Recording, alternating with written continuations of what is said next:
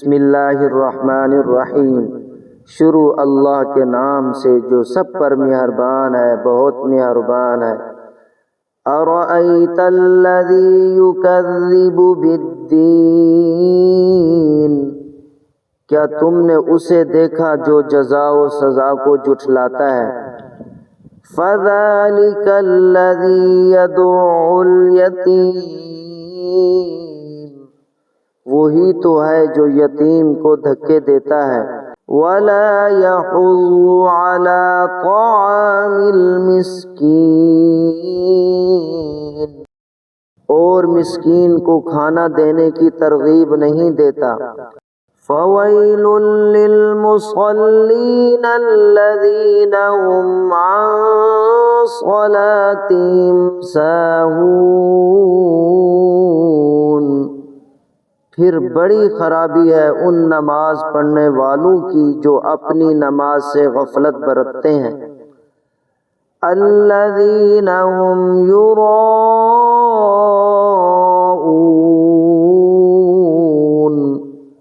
جو دکھاوا کرتے ہیں۔ ویمنعون الماعون،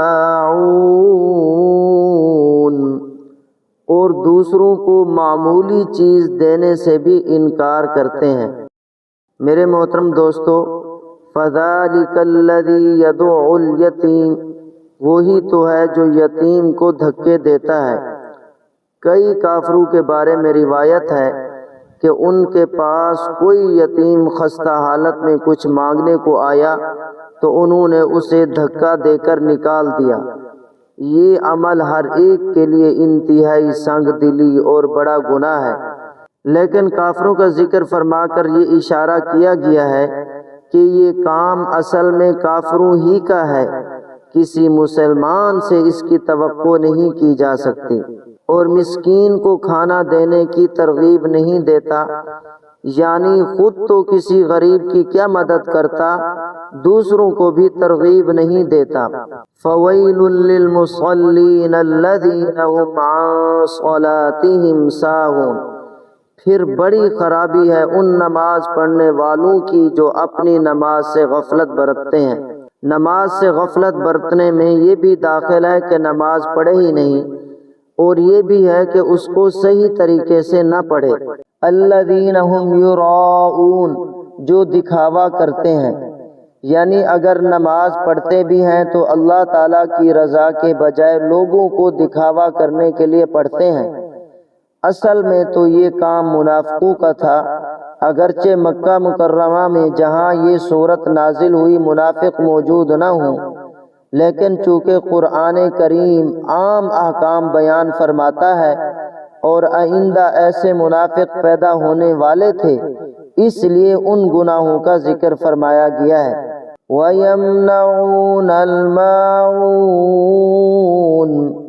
اور دوسروں کو معمولی چیز دینے سے بھی انکار کرتے ہیں۔ معمولی چیز قرآن کریم کے لفظ معون کا ترجمہ کیا گیا ہے، اسی لفظ کے نام پر سورت کا نام معون ہے۔ اصل میں معون ان برتنے کی معمولی چیزوں کو کہتے ہیں جو عام طور سے پڑوسی ایک دوسرے سے مانگ لیا کرتے ہیں، جیسے برتن وغیرہ۔ پھر ہر قسم کی معمولی چیز کو بھی معون کہہ دیتے ہیں۔